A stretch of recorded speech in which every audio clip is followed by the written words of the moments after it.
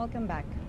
And the interim government submitted its resignation to President Abdel Fattah al-Sisi on Monday morning, after which al-Sisi appointed the Prime Minister, reappointed him again, Ibrahim Mahlab, to form another cabinet.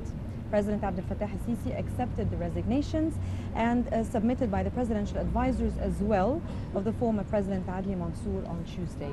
And we have joining us today Dr. Ahmed Mahanna, a professor of political science, who will be with us and who will be analyzing all the events of the past week. Welcome, Dr. Ahmed. Thank you. So it's a pleasure to have you with us, Dr. Ahmed. I'd like to start by asking you, it has been a historic event for Egypt, but I'd like to know from you more about the reactions of the Egyptian people towards the ceremony, towards the process itself. Egyptians have always felt the power of the government and the power of the political system in Egypt throughout the 7,000 years past. And I think the event that took place on last Sunday has restored that power in the eyes and minds of the Egyptians, and not only Egyptians, but also in the eyes and minds of the world as a whole, witnessing the Egyptians selecting by their own will their new president. They voted for the referendum, they selecting a new government, and they selecting a new democratic system that suits them, and starting to build a new democratic model that Egypt never had in the past.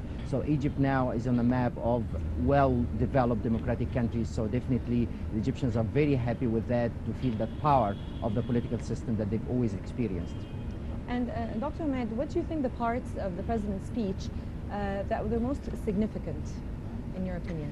The president focused on a number of issues, such as starting to work and build the country, started to feel the responsibility that Egypt and the challenges that Egypt is facing, and also focused quite a lot on the national security externally and the security internally, and focusing on a number of mega projects that will take Egypt and unify them and unify their vision for the 21st century. But the most important thing that he also focused on is the administrative reform. Egypt has witnessed really large corruption syndicates that are across the administrative system in Egypt, and I think this is the most important file on the president's desk at the moment, because the Egyptians will start to feel the difference after starting to reform the administrative system, and it will definitely help him to build the new Egypt. So there is a lot of hopes and aspirations for Egyptians today. Some people are positive about what's happening, or the majority seems to be positive about the transformation.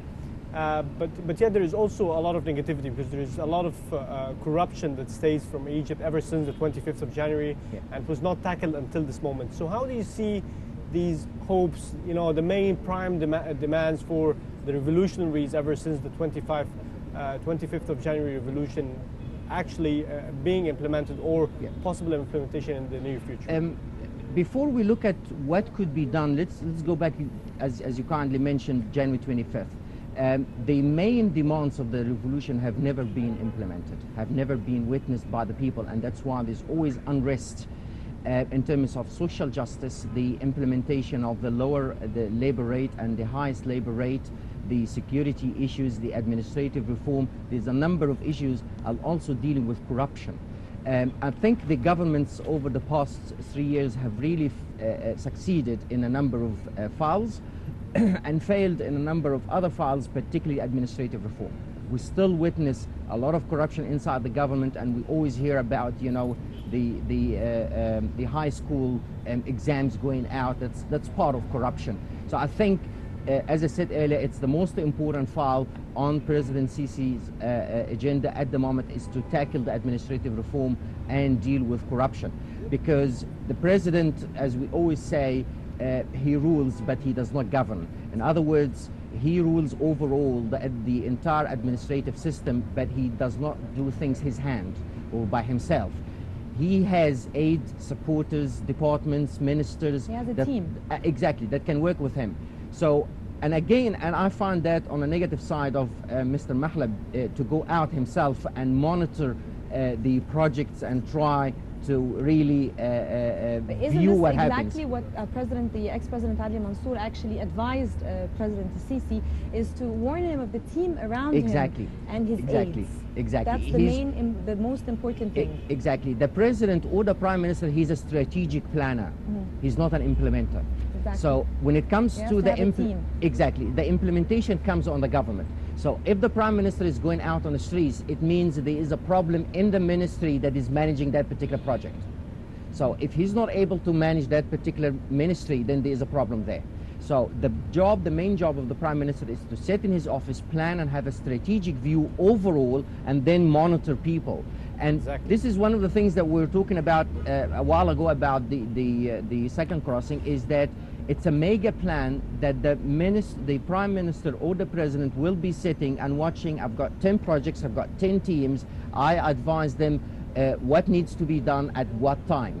So, and based on that, I evaluate them. At the moment, we're having a problem in the administrative reform in terms of the implementation. And if President Sisi is not going to be able to handle that, he's going to have a problem in the implementation, even of his own program, because people will not help him. So when we look at the management of the public administration, we're talking about 3 levels.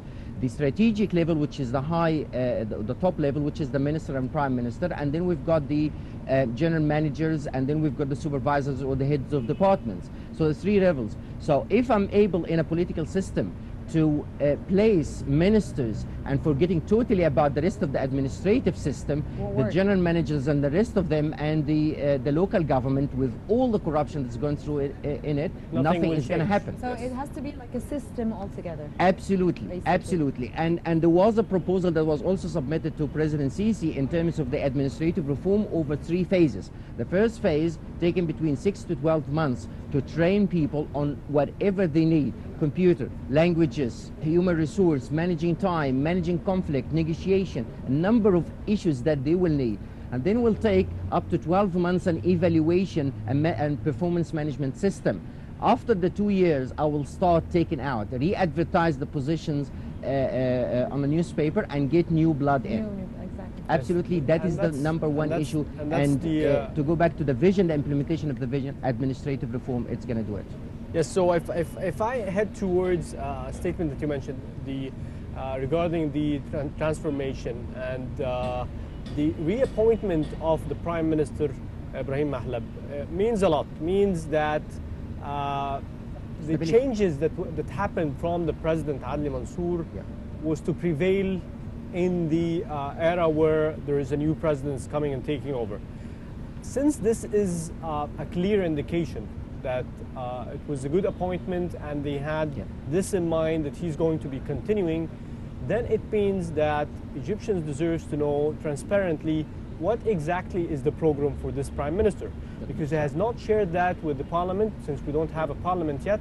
But again, it has to be announced to the people what type of projects and what type of activities that the prime ministry is running towards developing this economy. Let me raise another question. What is the program of the president? It did not appear until now.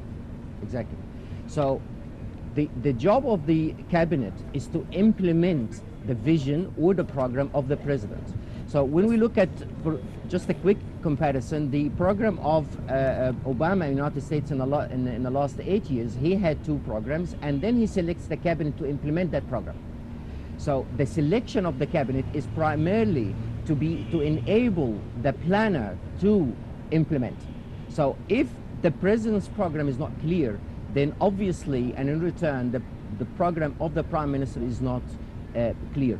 But there is an advantage, which is purely a strategic view on keeping the prime minister, is to ensure stability or to enforce stability for a little while. Because Egyptians have really used over the last 3 years that government stays between 3 to 6 months, and it's really tiring. And unfortunately, going back to the public planning, of long-term public planning, we don't have public long-term plan, which means that every minister comes out, scraps totally what has been done in the cabinet before him, and we start over. And the disadvantage of that is the waste of resources, because we start over all the time. So I think it's a good strategic decision to keep Mr. Mahlab with the current cabinet, give them a plan, starting from a president, filtering down to the prime minister, and then delegate responsibilities to every minister, and then watch them in the next 12 months. Less than that, it's really difficult to observe them. And I would like to comment on the increase of the number of ministries. If you look at the United States, they have 12 ministries. We increased now in the number of ministries to 35. Now And I also heard that they were going to be even more increased. I think exactly. they're going to be divided In even public more. administration, the more you increase the departments, the less it works in silo. So in other words, there is a total independence and separation between them. So if you need a project, or if you're working on a project that needs 5 or 6 licenses, one from the trade, one from the environment, one from tourism, it's probably going to take you 7 months, and that's exactly what you see here. In Australia, for example, it takes them 90 seconds to register a company, and that's because it's a one shop. So what we need is less ministries, not more. That's number one. Number two, the administrative system in Egypt is 6.5 million. We only need 2.9. So we've got, for every job, we've got 2. So if he gonna use the 35 ministries now to disperse or distribute the 6.5 million people across all Egypt with the program of redesigning the province's boundaries, is he gonna move or cut down the administrative system into pieces that go into different provinces and start building them? Or is he going to keep the 6.5 million people in the same place? Then we've done nothing. We're going to have to watch and see the upcoming cabinet reshuffle and see what's happening. But on another note as well, Dr. Ahmed, we can see something very unusual that happened last week, which was the peaceful handing over of power from an ex-president to a new president. Yep. And that's something very unusual throughout the Egyptian history, That's right. which we're not used to.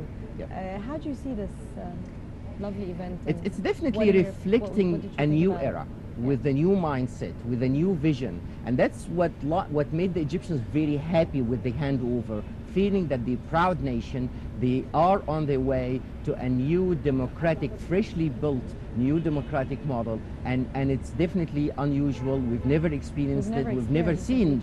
Yeah. So it's definitely a way that for the first time we have the former president. So it's definitely a great thing, and I think President Sisi, with all our comments, he is capable of leading the country for the 21st century with a good plan. And I'll repeat what you just kindly mentioned earlier, what Mr. Adli Mansour said: be careful of the supporters, because we've been always, since Mina in the old kingdom, it's always the supporters that bring the country down. It's not the ruler as much as it's the people around him. Absolutely. And one last note on the public administration. We've got a problem when it comes to the culture of public administration, which is the revolving of the institutions or the country around one person, around the king. And if you look at the January 25th and the collapse of the administrative system in Egypt, was never because of the revolution, was never because of the violence. A lot of countries have violence and security problems, but it will never contribute to the collapse of the administrative system. The administrative system in Egypt collapsed because it was all revolving around Mubarak. And with the collapse of Mubarak, the main pillar is gone. So the entire system collapsed. Exactly. And that's what we see afterwards. We're stressing even more, we need to establish a system as opposed to actually just focus on a ruler, on a one-man show, one person. Absolutely. That's why I said the most important file on Mr. Sisi's agenda is the administrative reform. Make people loyal to the institutions, not to the person. And we see that presidential elections in all democratic countries, presidents go, presidents come, nothing happens, every organization is working independently. But when we have a change in a political system that is affecting the administrative system, it means that we're very much attached to the person, and Egypt will never succeed or will never go one step forward if we continue with this culture. All right, Dr. Ahmed Mahana will be continuing, but right after this short break.